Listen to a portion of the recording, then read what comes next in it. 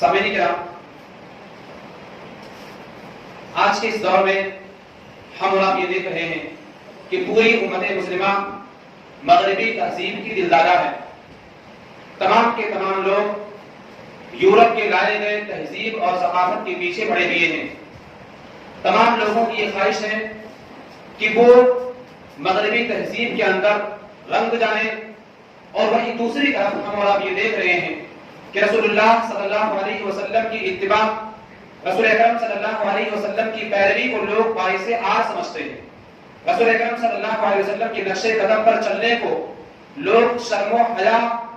اور اسی طرح سے عار محسوس کرتے ہیں۔ تمام لوگوں کی یہ خواہش ہے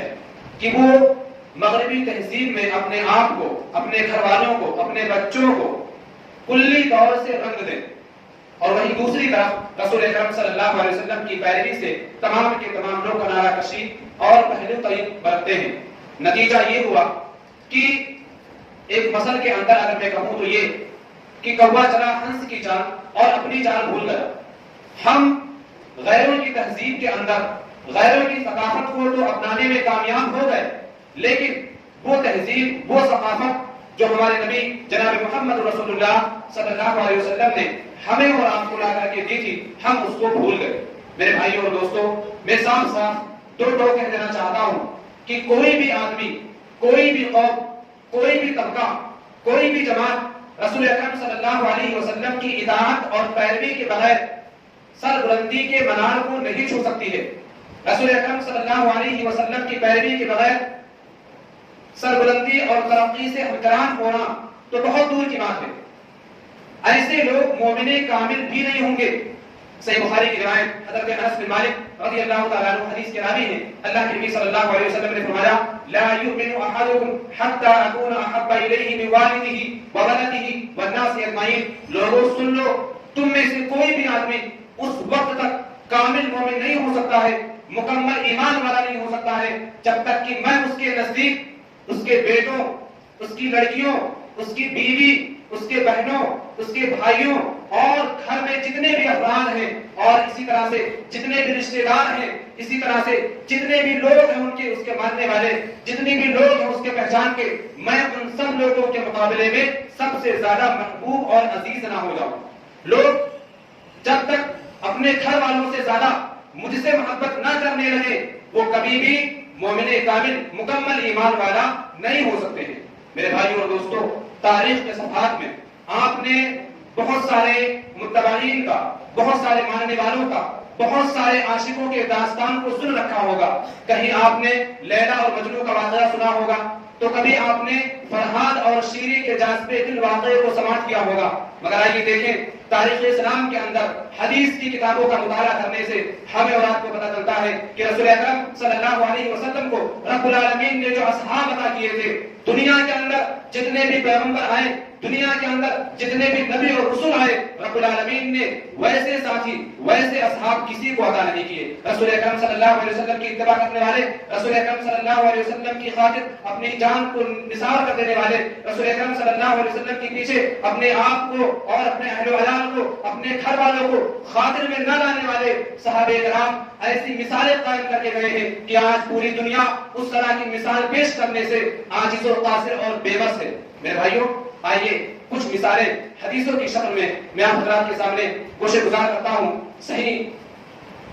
سنن ابی داؤد کی روایت ہے، حضرت ابو سعید خدری رضی اللہ تعالیٰ عنہ حدیث کے راوی ہیں، وہ کہتے ہیں کہ ایک مرتبہ رسول اکرم صلی اللہ علیہ وسلم اپنے کچھ صحابہ کرام کو صلاۃ کی ادائیگی کروا رہے تھے، نماز کی ادائیگی کروا رہے تھے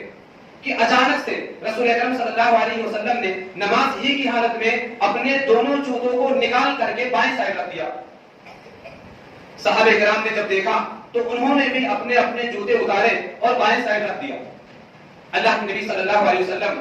جب نماز پڑھا کر کے فارغ ہوئے اور آپ نے اپنا رخ صحابہ کرام کی جانب کیا تو دیکھا کہ سبوں نے اپنے اپنے جوتے اتار دیے ہیں۔ رسول اکرم صلی اللہ علیہ وسلم نے سوال کیا ما حملکم علی الخیر علیکم، اے میرے صحابہ مجھے بتلاؤ تمہیں کس چیز نے جوتوں کو اتارنے پر مجبور کر دیا؟ صحابہ کرام نے فرمایا اے اللہ کے نبی، اے اللہ کے نبی قالوا رأیناک القیت علیک فالقینا نعالنا، اے ہمارے نبی ہم نے آپ کو جوتے اتارتے ہوئے دیکھا، ہم نے اپنے جوتے اتار دیے۔ اس کے بعد رسول اکرم صلی اللہ علیہ وسلم نے اپنے دونوں جوتوں کو اتارنے کی وجہ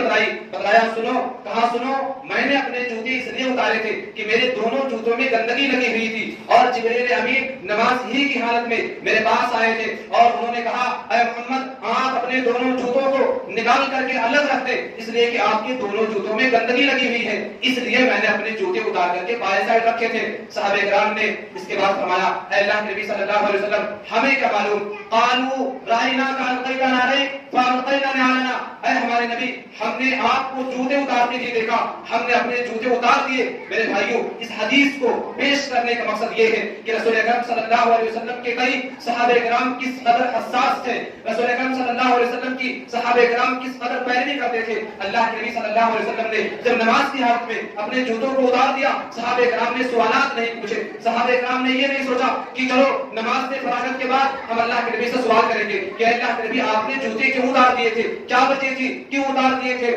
صحابہ کرام نے اللہ کے نبی صلی اللہ علیہ وسلم کو جب جوتوں کو اتارتے ہوئے دیکھا، اپنے جوتے اتار دیے۔ اللہ کے نبی نے جب پوچھا صحابہ کیوں اتارے، انہوں نے بڑا پیارا جواب دیا، فرمایا قالوا رأیناک القیت علیک فالقینا نعالنا، اے ہمارے نبی ہم نے آپ کو جوتے اتارتے ہوئے دیکھا، ہم نے اپنے جوتے اتار دیے۔